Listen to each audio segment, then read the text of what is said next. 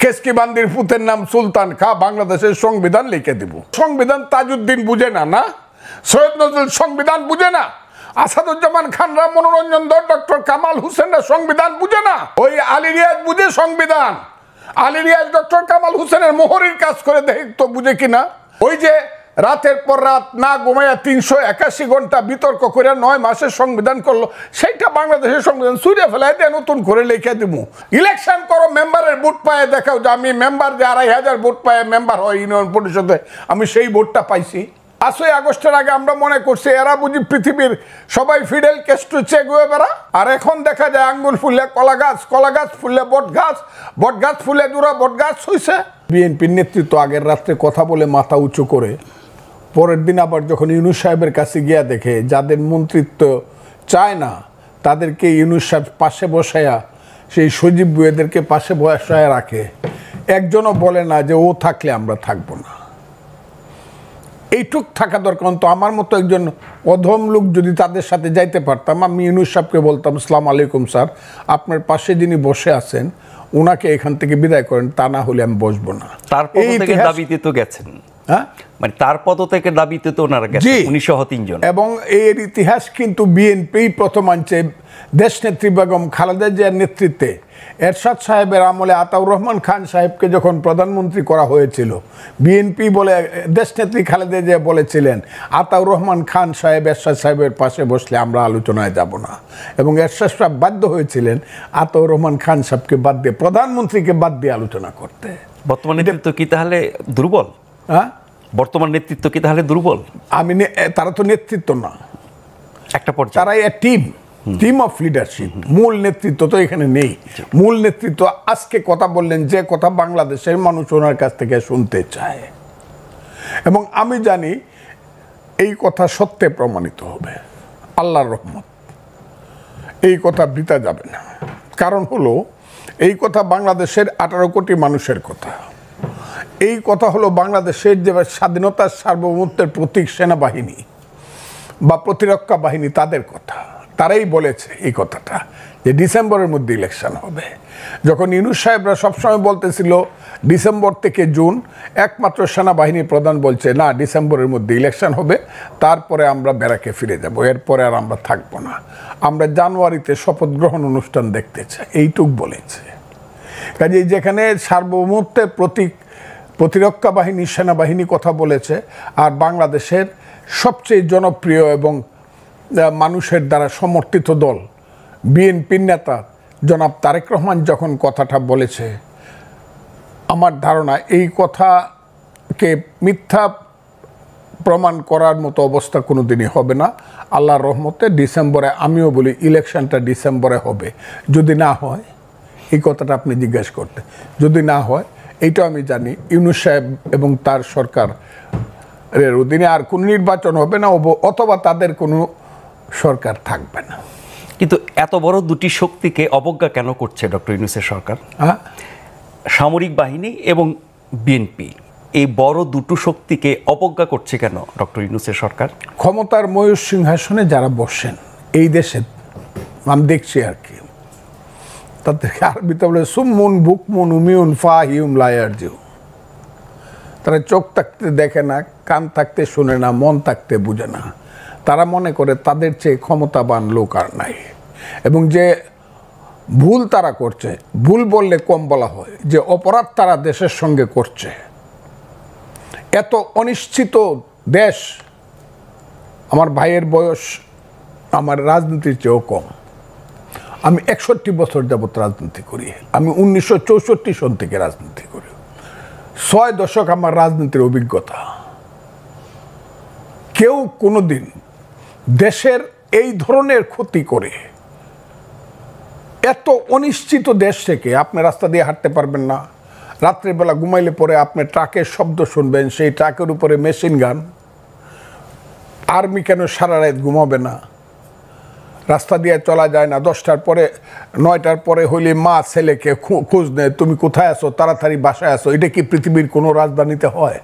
এত অনিশ্চিত কি কোনো দেশ আছে? এই দেশটা কি যুদ্ধ করে স্বাধীন করছিলাম? এই ধরনের চক্রান্তকারী সরকার কি কোনো দেশে আছে যে সরকার আমার দেশের করিডোর দিয়া দেয় আমি জানতে পারি 2 মাস বা 3 মাস পরে। 1 বছর যাবত আমার দেশের একটা দ্বীপ, আমি মনে করি এটা সবচেয়ে সুন্দর দ্বীপ, সেন্ট মার্টিন দিয়ে রাখছে একটা রাজাকারের বাচ্চা, ওই যাকে সবাই ফুলপরি কয়, এই যে মেয়েটা, আমি বলি ভদ্র মহিলা, মানুষ বলে মেয়েটা, সে বড় বড় কথা বলে। 1 বছর যাবত একটা স্টিমার যাইতে পারে না ওতে, মানে এই সরকার আসার পর থেকে যাইতে পারেন না সেন্ট মার্টিনে। আপনি সমুদ্র বন্দর দিয়ে দিচ্ছেন কোন কথা বলে? আপনি বলছেন যে ভালো চালাইতে পারবে তাকেই আমি দিয়ে দিব, যে সুন্দরভাবে চালাইতে পারবে। আমার দেশ সুন্দর কি অসুন্দর ইনু সাহেব আপনি কি জানেন? আপনি যুদ্ধ করছেন, দেশটাকে আপনি সৃষ্টি করছেন, আমি সৃষ্টি করছি, যারা সৃষ্টি করছে তাদের সঙ্গে আমি ছিলাম। ওই যে ইকবাল হল থেকে সবচেয়ে বেশি ছাত্র নেতৃত্ব হয়েছে মুক্তিযুদ্ধ, আমি ছিলাম। আমি দেখছি সিরাজুল আলম খানদেরকে দেখছি, তাদের নেতা বঙ্গবন্ধু শেখ মুজিবুর রহমান কিভাবে 32 নম্বরের দোতলা থেকে আঙ্গুল তুলে কথা বলতো মার্চ মাসে, সেটা আমি দেখছি। কিভাবে পতাকা হয়েছে, স্বাধীনতার গান হয়েছে, এটা কি বলে আমাদের যে জাতীয় সঙ্গীত হয়েছে, সব দেখছি। জাহিদুর রহিম কিভাবে 2টা গান পাশাপাশি গাইছে, সিরাজুল আলম খান এই 4 নেতার সামনে বৈশা, জাহিদ ভাই গানটা গানতো আমার সোনার বাংলা আমি তোমায় ভালোবাসি, জাহিদ ভাই ওই গানটা গানতো ধনধান্যে পুষ্পে ভরা আমাদেরই বসুন্ধরা। ইকবাল হলের অতে বৈশা, গেস্ট রুমে বৈশা সবাই বলল যে এই গানটা আমাদের পছন্দ হয়েছে, কারণ 2টা গানই পছন্দের, কিন্তু যেহেতু ওইটা হইল বিশ্বকবির গান, নোবেলে আমরা পছন্দ করলাম, এই গানটা বঙ্গবন্ধু জিনিসটা চয়েস করলেন। কথাগুলো খুব বুঝবেন। সেই দেশ যুদ্ধ করে স্বাধীন করছি আমার মা, মুক্তিযুদ্ধ আমার মা, মায়ের পেট থেকে আমার দেশ বেরিয়েছে। সেই মাকে আপনি বলেন আমি শাড়ি দিতে পারি না, হইতে পারে পুরান শাড়ি পরে আমার মা, আমার মাকে আমি ভালোভাবে 3 বেলা খাবার দিতে পারি না, ঔষধ দিতে পারি না আমার মা। আপনি বুঝে আইসা বলবেন এই তোর মারে জমিদারের কাছে বিয়ে দিয়ে দিই, তাইলে সুন্দর বেনারসি শাড়ি পরতে পারবে, সেই মাকে আমি দিয়ে দিব? আমার চট্টগ্রাম বন্দর দিয়ে দিলে বাংলাদেশ থাকে? আমার কান্না আসে, ওনারা আসবে না ওইভাবে, কারণ আমি যুদ্ধ করে দেশ স্বাধীন করছি। চট্টগ্রাম বন্দর দিয়ে দিলে বাংলাদেশ থাকে কি? আপনি করিডোর দিয়ে দিতে চান, আমরা বুঝি না? আমরা বুঝি না বার্মার থেকে কালকে কি করে আমার দেশের রাষ্ট্রদূতকে বের করে দেওয়া হয়েছে কেন? ও এরা আমাদের বন্ধু রয়েছে এখনো। আমি ইউনুস সাহেব বা ইউনুস সাহেবের এইসব ধরনের ওই যে পান্ডা পুন্ডা ছেলে পেলে, আমি ফজলুর রহমান, আমি বুঝি না চীনের সঙ্গে আমার সম্পর্ক কোথায় যাবে, বার্মার সম্পর্ক আমার কোথায় যাবে। ওই জায়গাটা যে একটা গাজা উপত্যকা হবে, লেবানন হবে চিরদিনের জন্য, রাতে ঘুমাইলে পরে বোমার আওয়াজ হবে, আমি এটা বুঝি না, নাপাম বোমার আওয়াজ হবে, মেশিন গানের আওয়াজ হবে। ওই যে গাজা উপত্যকা আজকে দেখলাম 36,000 মানুষ একসাথে মারা গেছে। আমার দেশটাকে ইউনুস সাহেব নিতে চান কোথায়? দিব না আমার দেশ, আমি না খাইয়ে থাকবো। আমার দেশ যেভাবে পারি আমি বাঙালি জাতি বাংলাদেশের মন চালাবো। আপনি দিয়ে দেওয়ার কে? কে আপনি দিয়ে দেওয়ার? কে আপনাকে রাইট দিছে বাংলাদেশটাকে আপনি দিয়ে দিবেন বন্ধক? কেন দিবেন আপনি? কোনো রাজনৈতিক দলের জিজ্ঞাসা করার প্রয়োজন মনে করলেন না, এমনকি জানানোরও মনে করলেন না। এখন আবার অস্বীকার করেন। কে খলিলুর রহমান বাংলাদেশের? আমি তো বললাম, আমি ওই দিনও বলছি, আজকেও বলি, ফজলুর রহমান যাকে চিনে না সে বাংলাদেশের নিরাপত্তা বাহিনীর লিডার হয় কেমনে? প্রতিরক্ষা বাহিনীর সে মন্ত্রী হয় কেমনে? দায়িত্ববান লোক হয় খলিলুর রহমান। ইতিহাস তো আমি দেখি 2001 সালে তারা কি ছিল? একটা প্রাইভেট সেক্রেটারি ছিল। ওই প্রাইভেট সেক্রেটারি বাম হাতের নিচে থাকে রাজনীতিবিদের। গেঞ্জি যত দামি হোক কেউ শার্টের উপরে পরে না, আমলা যত বড়ই হোক রাজনীতিবিদের চেয়ে সে বড় না। আপনি ওই 11টা মানুষকে আনছেন আপনি মার্কিন নাগরিক হিসাবে, বিদেশি নাগরিক। আমি এদেরকে বলি 1757 সালের রবার্ট ক্লাইভ। সেই রবার্ট ক্লাইভ সাদা ছিল, এরা হইল কালো রবার্ট ক্লাইভ। এদেরকে দিয়ে আপনি আমার দেশের সংবিধান বদল করবেন? যে সংবিধান 30 লক্ষ লোকের রক্তের আকরে লেখা সংবিধান, ও সংবিধান তাজউদ্দিন বুঝে না, না সৈয়দ নজরুল সংবিধান বুঝে না, আসাদুজ্জামান খানরা, মনোরঞ্জন ধর, ডক্টর কামাল হোসেনরা সংবিধান বুঝে না। ওই আলী রিয়াজ বুঝে সংবিধান। আলী রিয়াজ ডক্টর কামাল হোসেনের মোহরের কাজ করে দেখতো বুঝে কিনা। ডিক্টেশন নিতে পারে কিনা? ওই যে রাতের পর রাত না ঘুমাইয়া 381 ঘন্টা বিতর্ক করে 9 মাসের সংবিধান করলো, সেইটা বাংলাদেশের সংবিধান ছুঁড়ে ফেলায় দিয়ে নতুন করে লিখে দিব, কেসকি বান্দির পুতের নাম সুলতান খা, বাংলাদেশের সংবিধান লিখে দিব। আমার তো সহ্য হয় না। এরা কারা? ইলেকশন করো, মেম্বারের ভোট পায়ে দেখাও যে আমি মেম্বার যে 2500 ভোট পায়ে মেম্বার হয় ইউনিয়ন পরিষদে, আমি সেই ভোটটা পাইছি, দেখাও। বাপের বেটা হইলে গোপনে করো কেন? সকালবেলা একরকম কও, বিকালবেলা আর একরকম কও, অন্ধকারে রাখো, মানুষকে মুনাফেকের মতো বিশ্বাসঘাতকতা করো, ছোট ছোট বাচ্চাদেরকে দিয়ে চিলড্রেন পার্টি করাও, আর মাথার মধ্যে হাত দিয়ে বলো তোমরা হবা বাংলাদেশের নেতা। ছাত্র তরুণরা বাংলাদেশ চালাবে। সেই ছাত্র তরুণ 9-এ পড়ে, 10-এ পড়ে, মেট্রিক পাস করছে, সে যদি দেশ চালায় তাহলে তো আমি ফজলুর রহমান 70 ঊর্ধ্ব ব্যক্তি গিয়ে আমার গিয়ে ক্লাস 9-এ ভর্তি হতে হবে, ওই গোলাম মোরার ননির গিয়ে আইএ ফার্স্ট ইয়ারে ভর্তি হইতে হবে, না তো স্কুল কলেজ সব বন্ধ হয়ে যাবে। সমস্ত ছাত্ররা এখন ইউএন অফিসে গিয়া, ডিসি অফিসে গিয়া, বিভিন্ন মানে ওয়াটার বোর্ডের অফিসে গিয়ে বসে থাকে, সচিবালয়ে গিয়ে বসে থাকে, ডিসি কিভাবে পরিবর্তন করা যায়, কাম কিভাবে নেওয়া যায়, প্লট কিভাবে নেওয়া যায়।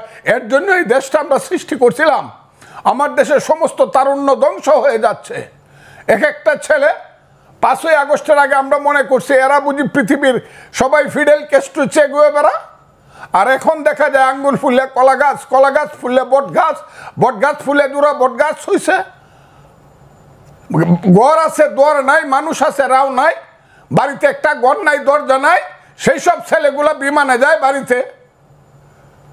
এগুলো আমরা দেখি, আমি দেখার দরকার নেই, মানুষ দেখে এগুলা। যাদের পিছনে এক সময় 7 লক্ষ লোক মিছিল করে আসতো, তাদের পিছনে এখন 700 লোক যায় না, 150 লোক হয় না 3 দিন মাইক পারলে পরে। তাদের সাথে আবার ইউনুস সাহেব গিয়া মিটিং করে প্রথম, এনসিপি পার্টি প্রথম, আর এদের পিছনে বিএনপি যায়। আমি তারেক রহমান সাহেবকে বলবো আপনি আমাদের নেতা, বাংলাদেশের নেতা, বিএনপিকে বলবো এনসিপি যেখানে বসবে আগে তারা রেজিস্ট্রেশন করে আসুক, তারপরে আপনারা গিয়ে বসবেন। তা না হলে বসলে পরে আমাদের অপমান হয়, বাংলাদেশের মানুষের অপমান হয়। এনসিপি কে? কোথায় আছে এনসিপি? বাংলাদেশে ঢাকা শহরে কিছু ছেলে পেলে বাদ দিলে এই দেশটাকে একটা চক্রান্তের মধ্যে ফেলে দিয়ে গণতন্ত্রকে হত্যা করা হচ্ছে। এই দেশটাকে একটা চক্রান্তের মধ্যে ফেলে দিয়ে এই দেশের সমস্ত মানুষের মানবাধিকারকে হত্যা করা হচ্ছে। আর এই দেশটাকে আস্তে আস্তে ধীরে ধীরে কইলে পরেই তো আমারে বকবো, যে বকা বক্তাছে আমার উপরে ফতোয়া হয়েছে আমি মরলে নাকি আমার নামে জানাজা পড়া যাবে না, আমি নাকি কাফের। আমি কথা বললেই হবে? দেশটাকে আমরা এদের জন্য করছিলাম? এই দেশটাকে আমরা স্বাধীন করছিলাম কেন? কি স্লোগান ছিল? এই যে মুক্তিযুদ্ধ হইল, 47কে ভুল প্রমাণিত করে মুক্তিযুদ্ধ হয়েছে। 47 ভুল প্রমাণিত হয়েছে এই দেশে 52 সনে।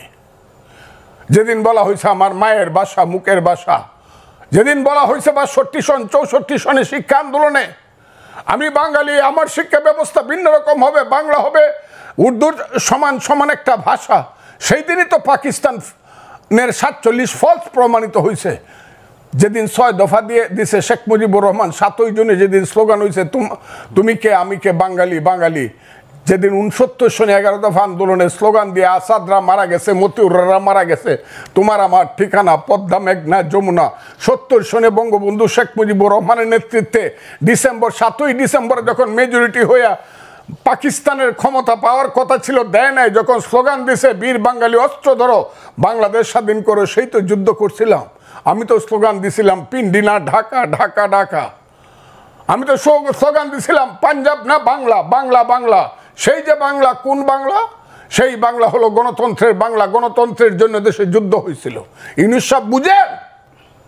আপনি অনেক বড় মাপের মানুষ, আপনি আমার চেয়ে 10 বছরের বড়, আপনাকে আমি এমনি ব্যক্তিগতভাবে সেলিউট করি, কিন্তু আপনি কি বুঝেন গণতন্ত্র কাহাকে বলে, ইহা কত প্রকার কি কি?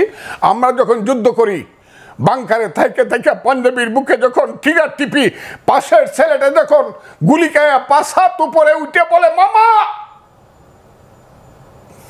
মাকে তুমি দেখো, সেই মা পাগল হয়ে মারা গেছে। ইউনুস সাহেব বুঝেন মুক্তিযুদ্ধ কাহাকে বলে? সেই মুক্তিযুদ্ধ করে লাখ লাখ লোক শহীদ হয়েছে। আমি যে ক্যাম্পে ছিলাম, মইলাম ক্যাম্প, বালাট ক্যাম্প, মেঘালয়ে, সেই মইলাম ক্যাম্পে 50,000 শিশু এবং নারী মারা গেছে। অনেকে চ্যালেঞ্জ করে 3 লাখ লোক পায়, আরে 3 লাখ না 7 লাখ লোক তো মারা গেছে শুধু শরণার্থী ক্যাম্পে। একটা যুদ্ধে খুলনাতে 18,000 লোক একদিনে মারা গেছে, এটা 8ই ডিসেম্বর। কাজে আমি আপনাদেরকে, দেশটাকে রক্তের সাগরে দেশ হয়েছে, এইটাকে নিয়ে এত খেলাধুলা করা উচিত না। এখনো মুক্তিযোদ্ধারা জীবিত আছে, এটাকে এই মুক্তিযুদ্ধের বিরুদ্ধে যারা স্লোগান দেয় তারা মহাপাপী, তারা আলবদর রাজাকার এবং তাদের সন্তান। এখন দেশটাকে সেই দিকে নেওয়ার চেষ্টা করছে। এক বড় মৌলানা দেখলাম বক্তৃতা করছে, পৃথিবীর শ্রেষ্ঠ দেশ নাকি আফগানিস্তান। আমি মৌলানার নামটা বলতে চাই না, বলতে পারি, আমার কাছে